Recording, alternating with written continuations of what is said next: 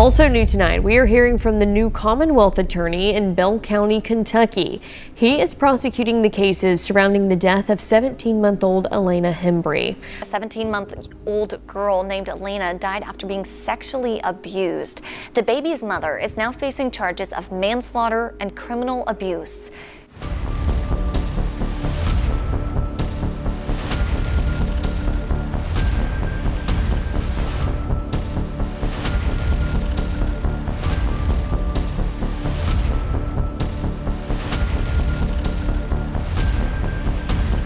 Nestled deep within the Pine and Cumberland Mountains lies a quiet little town called Middlesboro, Kentucky, home to fewer than 10,000 people.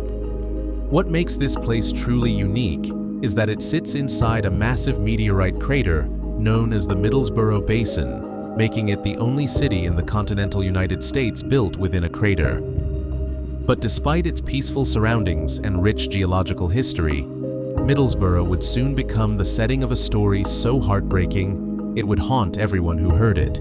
More than 100 people came out to downtown Middlesboro here at the city parking lot to show their support for the toddler and her family.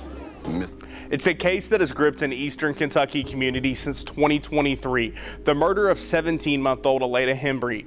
It was here, on February 20th, 2022, that a beautiful baby girl named Elena Rosaly Hembree came into the world. Her parents, Erica Lawson and Trey Hembree, were both just 19 years old, still kids themselves, learning how to be adults while raising one. Elena was a radiant little girl with sparkling blue eyes, round, chubby cheeks, and soft, sandy brown hair. Her family remembered her as goofy, full of giggles, and always smiling. She also had an older sister who lived with her grandparents, but Elena was the light of her young parents' world. At least, that's what everyone believed. On social media, Erica painted the picture of a loving young mother.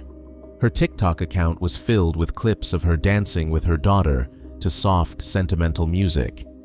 The videos made it seem like she was devoted and affectionate, a mother who adored her baby girl. But those videos have since vanished. Though her account was deleted, fragments of those happy moments still linger across the internet, re-uploaded by others on TikTok and YouTube. And they stand in haunting contrast to what was happening behind closed doors. Like many young couples, Erica and Trey's relationship began to fall apart not long after Elena's birth. The two eventually went their separate ways, and Erica moved to Mount Vernon, about an hour and a half north of Middlesboro. She retained primary custody of Elena. But as the months went by, whispers of concern began to circulate within her family, concerns that would later prove to be tragically valid. In the late spring and early summer of 2023, Erica's uncle noticed troubling signs when he saw Elena. He claimed the little girl had burns on her knees and bruises on her body, injuries that no toddler should ever have to endure.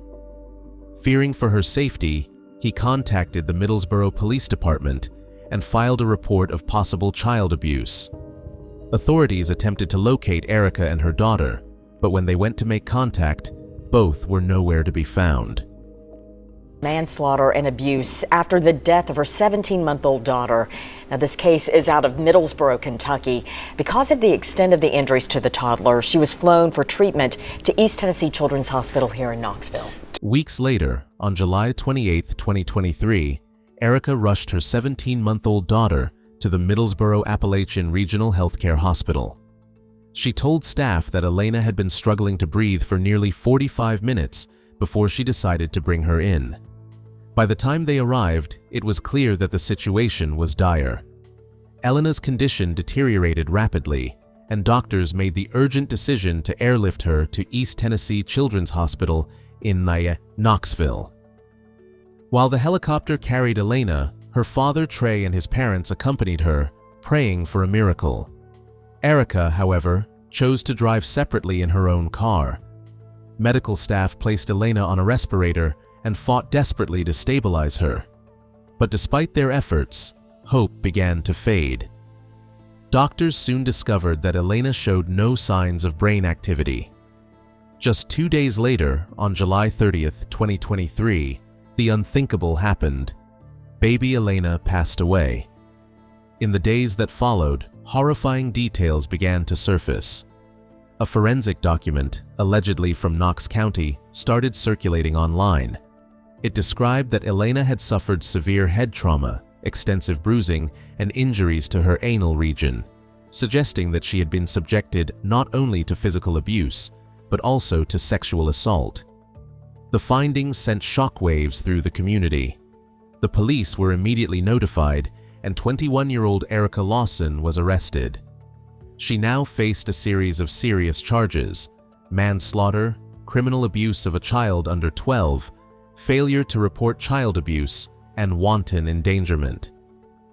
That last charge refers to behavior so reckless that it places another person's life in grave danger, a phrase that barely captures the horror of what happened to little Elena. And as investigators dug deeper, it became painfully clear that this was not just a case of neglect, but something much darker. Just days after Elena's tragic passing, on August 4th, the Middlesboro Police Department released an official statement on their Facebook page. The post confirmed that the investigation into Elena Hembree's death was ongoing, and that investigators had collected DNA samples from multiple individuals believed to be connected to the case. The department explained that these samples had been sent off for forensic testing, reassuring the public that every possible step was being taken to ensure a thorough and lawful investigation. But with that announcement came frustration. The police warned that DNA results could take up to a year to return, given the number of samples and the complexity of the case. While authorities urged patience, the community's anger was already boiling. People wanted justice, and they wanted it now. As the investigation moved forward, the state alleged that Erica Lawson had failed to help her daughter when she noticed Elenas struggling to breathe. Then, in another Facebook post, the Middlesboro police subtly hinted at possible sexual assault in the events leading up to the child's death. That single implication sent social media into chaos. Outrage spread like wildfire. Hundreds of people flooded the comment sections, condemning Erica and calling for the harshest punishment imaginable. By August 22nd, things escalated even further.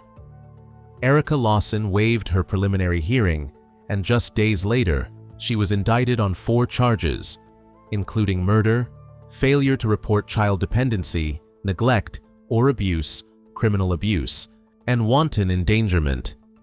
The final charge, prosecutors alleged, was linked to her drug use while caring for her daughter. That same day, Commonwealth attorney Lisa Fugate took to her Facebook page, proudly announcing, "Today, I had the privilege of presenting the case against Erica Lawson to a Bell County grand jury. I'm proud to say Erica Lawson now stands charged with the murder of her 17-month-old baby." The post included a screenshot of the newly filed indictment, and it quickly exploded online. Locals flooded the comment thread, furious and demanding to know who else might have been involved in Elena's death. They wanted names, they wanted arrests, and they wanted revenge.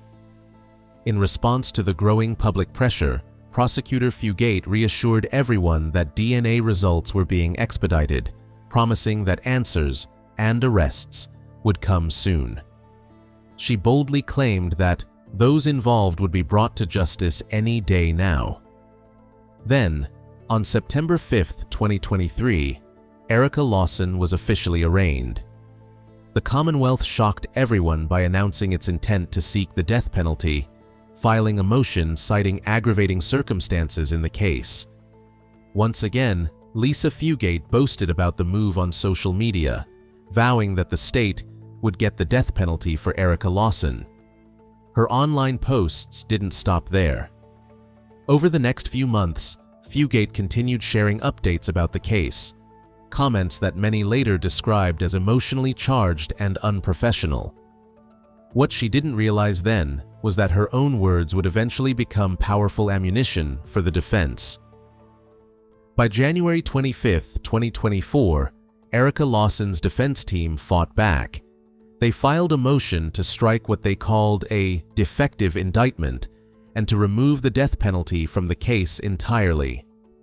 Their filing accused the state of rushing the process and specifically called out prosecutor Fugate's social media activity, including her posts about both the police and the alleged evidence. The defense highlighted that Fugate had publicly claimed on Facebook that Erica had allowed and solicited sexual acts with multiple men while her daughter was in her care. What made those claims even more troubling was that Fugate had posted them before any DNA results or forensic evidence confirming such acts had even been returned. And as of now, the truth behind those allegations remains uncertain. The investigation is still ongoing, and the line between justice, politics, and public pressure grows thinner with each passing day. The defense's motion revealed something that would completely shift the tone of the entire case. It pointed out that prosecutor Lisa Fugate was actively running for re-election as Commonwealth's attorney at the very time she had been posting about the case on social media. This revelation added an entirely new layer of controversy, raising the question of whether her public statements were truly about justice or politics. Included within the motion were newly obtained forensic DNA results from the Kentucky Central Laboratory Branch, which had finally been made available to the defense. The findings were shocking. The tests conclusively showed that no male DNA was found during the examination of baby Elena's body. According to the lab's records, those tests had been completed as far back as August 2023. Yet, despite the results being finalized months earlier, the motion claimed it took the Commonwealth of Kentucky nearly 5 months to hand that evidence over to the defense. Even more troubling, sometime after August 23, 2023, prosecutor Fugate had made another post on social media, stating that DNA results were still pending and that arrests would be made soon. But what she didn't mention in those public updates was that the forensic testing had already revealed no trace of male DNA on or inside the child's body. The results she claimed were on the way had, in fact, been sitting in state possession for months. The defense argued that this omission wasn't just careless, it was deliberate. And if true, it meant that while the public was being led to believe a shocking new development was imminent, the actual science behind the case told a very different story. When the defense moved to have the death penalty removed, the court postponed the hearing but granted them permission to review the newly obtained evidence privately, without anyone from the Commonwealth present. A small but significant victory for the defense team. However, instead of stepping back, prosecutor Fugate once again took to Facebook, doubling down on her earlier claims. She insisted, "Testing is not complete on that. That's absolutely untrue. There have actually been, I want to say, 4 male DNA buccal standards taken for comparison, and that testing is still pending." Her statement reignited debate across social media. Was she protecting the integrity of the case or defending her own reputation as election season drew near? Then, on March 20th, 2024, the Middlesboro Police Department released a major update, one that directly contradicted Fugate's public claims. In a formal statement, they confirmed that no male DNA had been found following the analysis conducted by the Kentucky State Police Forensic Lab. And just like that, everything the prosecutor had said about pending DNA results came crashing down. What had been presented as an ongoing mystery now seemed like an effort to maintain a narrative, one that may have cost both justice and truth a heavy price.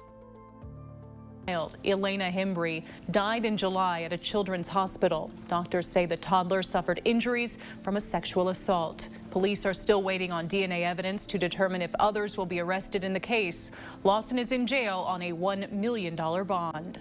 As the investigation continued to unfold, the Middlesboro Police Department released yet another crucial update, this time confirming what many had feared. The autopsy report, conducted by the Kentucky Medical Examiner's Office, determined that Elena's cause of death was non-accidental blunt force trauma. The report removed any lingering doubt that this was an accident. Someone had hurt that child, intentionally. Law enforcement assured the public that they now had the evidence needed to move forward with the case. They also announced that they were now working closely with the FBI, signaling that the investigation had reached an even higher level of seriousness. But even with federal involvement, the chaos surrounding this case was far from over. By May 2024, Erica Lawson's defense team filed yet another major motion, this time asking for a change of venue. They argued that the overwhelming public outrage and misinformation circulating online had made it impossible for Erica to receive a fair trial in Bell County, the very place where the tragedy occurred. The defense cited multiple death threats made against Erica on social media, claiming that the hostility in the community was so severe, it even placed her safety at risk. They argued that keeping the proceedings in Bell County would almost certainly guarantee a mistrial, given how deeply the case had already divided the town. To strengthen their motion, the defense spoke with both local news outlets and People magazine, voicing concern over how social media had shaped public perception. They emphasized that false information about the case had reached millions of views, spreading faster than the truth could catch up. The court of public opinion had already made its decision, long before a jury ever could. As of the time of this recording, neither the motion to remove the death penalty nor the motion to change the venue has been ruled on by the Kentucky Circuit Court. Both remain pending, with the former having been postponed several times. Meanwhile, Erica Lawson continues to sit behind bars in the Bell County Detention Center in Pineville, Kentucky, held on a $1 million bond as she awaits trial. But even amid all the legal battles and media noise, the community of Middlesboro hasn't forgotten the little girl at the center of it all. On August 1st, 2023, a memorial was held in downtown Middlesboro to honor baby Elena. Families gathered, releasing balloons into the sky as a symbol of remembrance and justice. Through tears, Elena's grandparents spoke to a local news station, describing her as an angel, innocent, pure, and gone far too soon. Her father, Trey Hembree, who has not been considered a suspect, told reporters softly, "It happened in the blink of an eye." And just like that, a small town's peace was shattered, leaving behind a haunting question that still lingers to this day. Will true justice for baby Elena ever come? I cannot imagine the pain you're going through. So you're going through something no father's ever. But man, you're going through something no father should ever have to go through. No parent should ever have to go through the death of a child. Man, I'm sorry. It breaks my heart. And I'm going to keep it short, but man, I promise you, you're in good hands. And I know how good our department is. And we will continue to do it. You know, this is just an unforeseeable thing in the community. And I hate this is what we're gathered here today. It is so good to see all of our community out here gathered to support this young man and this family. So thank you all for being here.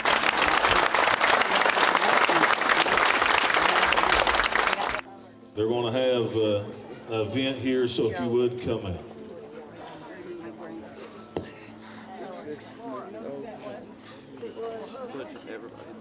Nobody wants to have to bury their child. Nobody wants to have to get down. Everybody that knew about it had partied it. Get judged behavior. Because an innocent child has lost their lives due to everybody failing to do something about this. It's not on them. Well, seeing how many people showed up has got to be a blessing to the family, that the community has their back and supports them. You know, I didn't really have any kind of message or anything to portray. Just the Lord moved upon my heart Monday morning, and you know that we needed to come together as a community to console and to lift up and encourage the family, and pretty much send out a challenge to the community that if they see something that ain't right, say something. Let people know that this ain't adding up, this is not going on right. So we just want people to be more alert, people to be more engaged, to know their neighbor, to know what's going on in the house across the street. Be nosy. You know, we don't want this to ever happen again in this community or anywhere else. The happiest thoughts, the rest of my life, I couldn't tell you. It's not even hit me yet. I don't think I've even learned how to cope with it yet, how to grieve yet. I've not had 5 minutes to really grieve. But you got to stay strong with everybody else until we get the right justice for my daughter. Justice for Elena, that's it. Get justice for my daughter. Thank you so much. Clip a Facebook group called Elena's Army quickly emerged online, and it became the heart of the Justice for Baby Elena movement. What began as a small online space for grief and solidarity soon turned into a powerful community voice demanding accountability. By September 23, 2023, the group organized another emotional vigil outside Middlesboro City Hall, urging the community not to lose hope and to keep fighting for justice. Supporters stood together, holding candles and signs, calling for swift and lawful action against those they believed responsible, their convictions fueled by evidence circulating within the online community. One former caretaker of baby Elena took the microphone that day, her voice trembling as she recalled their mornings together. "Every morning," she said, "she'd crawl or walk across the hall to my room. I'd leave the door cracked open and she'd swing it wide, so hard it would hit the wall. I'd roll over and say, 'Good morning, beautiful. Are you ready for breakfast?'" Tears filled her eyes as she described their ritual of sharing tiny, doll-sized blueberry pancakes, small enough for Elena's little hands. For her, those breakfasts weren't just meals. They were moments of pure joy now frozen in memory. In the aftermath of the tragedy, two sisters from Middlesboro started a petition on change.org called Elena's Law. Their goal was clear: to push for harsher penalties for child abuse in Kentucky, including the death penalty for crimes committed against children under 12. The petition quickly gained traction, with over 24,000 signatures from Kentucky residents demanding change. Then came February 20th, 2024, what would have been Elena's second birthday. Hundreds gathered once more, this time for a candlelight vigil at the Middlesboro Center. The mayor officially declared the date Elena Hembree Day, honoring her short but powerful life. The scene was heartbreaking yet beautiful. Photos of Elena surrounded by glowing candles, flowers, and stuffed animals.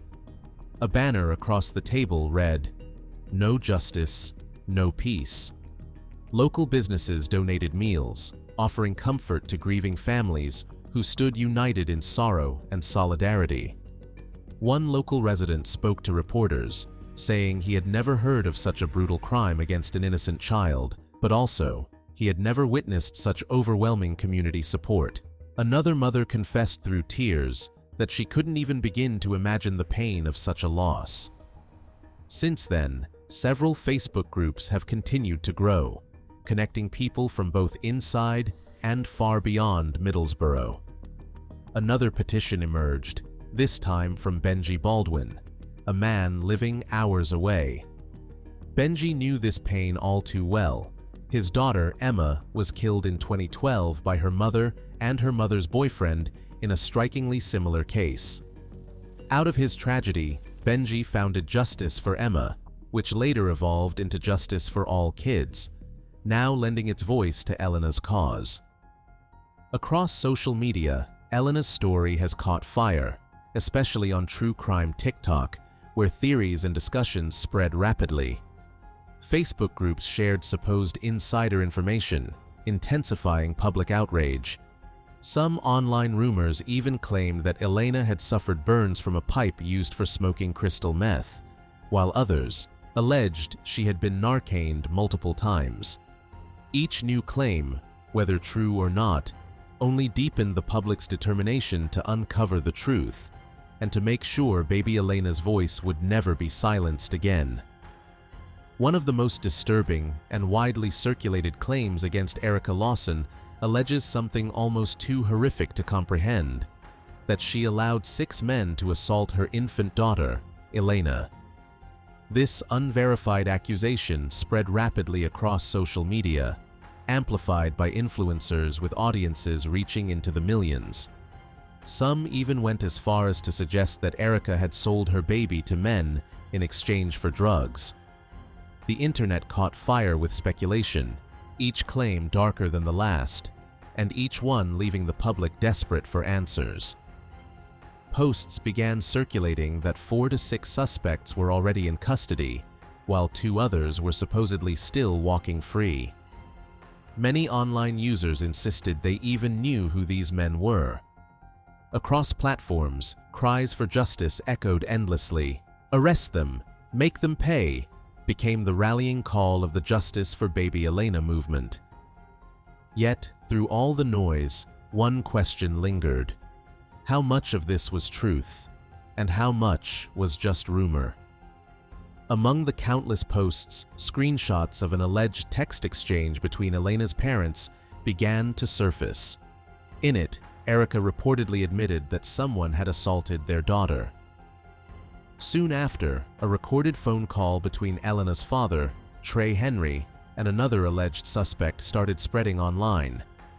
Another chilling story involved an acquaintance of both parents, someone Trey claimed he saw wearing a shirt with a bloody baby footprint shortly after visiting Erica.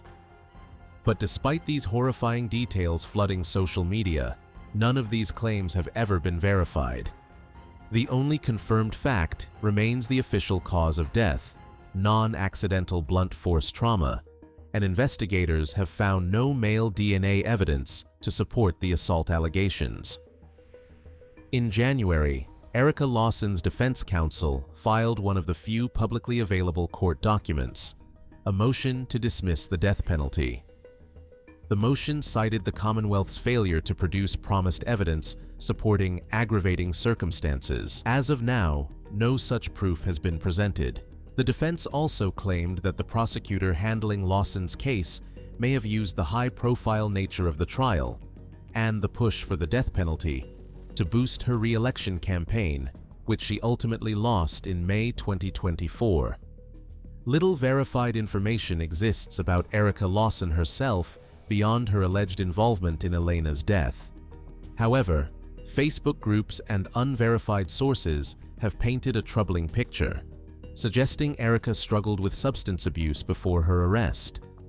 Some believe that theory stems from details about Trey Henry's own past. In 2020, he was arrested on a first-degree drug possession charge involving crystal meth and charged with receiving stolen property after being found driving a stolen car without a license. Still, it's important to note that Trey was never considered a suspect in his daughter's murder. He was, however, arrested in August 2023 for possession of marijuana at a local Walmart. As for what comes next, Greg Coulson, Erica Lawson's defense attorney, addressed the ongoing chaos online. In his statement, he warned against the circus of misinformation surrounding his client's case, saying, "Rumor and speculation rarely lead to the truth. We ask the community to let the legal process work and trust that the real facts will come out. It's this same wave of social media pressure, the wildfire of rumors, accusations, and viral claims, that has fueled the defense's motion to change the trial venue outside of Southeast Kentucky." Meanwhile, the FBI has officially joined the investigation, signaling that more developments are likely on the horizon.